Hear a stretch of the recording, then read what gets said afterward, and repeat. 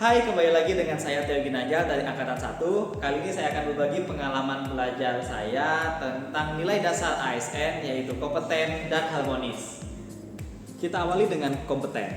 Kompetensi adalah kombinasi dari pengetahuan, keterampilan, dan sikap yang terintegrasi.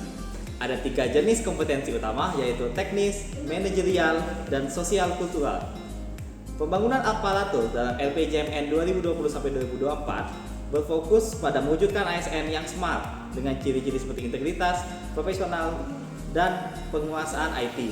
Rencana ini kemudian dilanjutkan dan disempurnakan dalam LPJMN 2025-2029 dengan visi yang lebih ambisius, yaitu mewujudkan ASN yang berkelas dunia.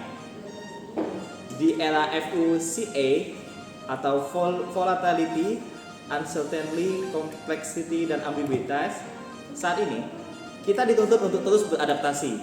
Kuncinya adalah menjadi pembelajar sepanjang hayat. Seperti pepatah yang mengatakan, belajarlah sampai ke negeri Cina atau tuntutlah ilmu setinggi langit. Saya belajar konsep learn, unlearn, and relearn.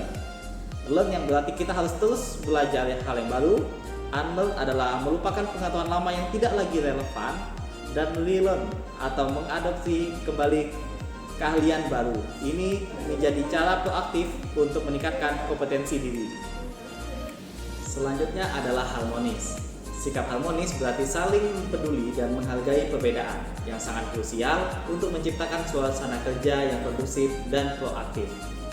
Etika publik ASN diterapkan di 3 lingkup: individu, organisasi, dan masyarakat.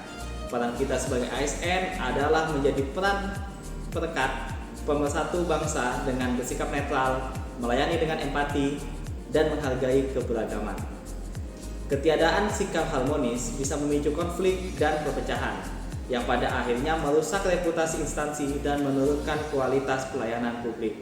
Oleh karena itu, contoh sikap harmonis yang bisa kita terapkan adalah saling menghargai perbedaan rekan pendapat, peduli terhadap kesulitan mereka, dan bekerjasama tanpa membeda-bedakan latar belakang.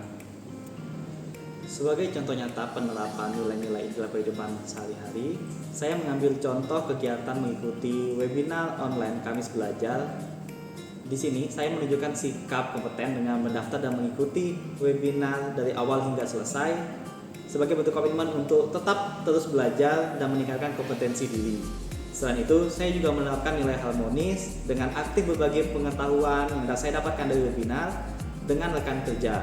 Tujuannya adalah agar manfaat ilmu yang saya dapatkan bisa meluas ke seluruh tim, menciptakan lingkungan kerja yang suportif dan saling membantu. Nilai kompeten dan harmonis saling melengkapi.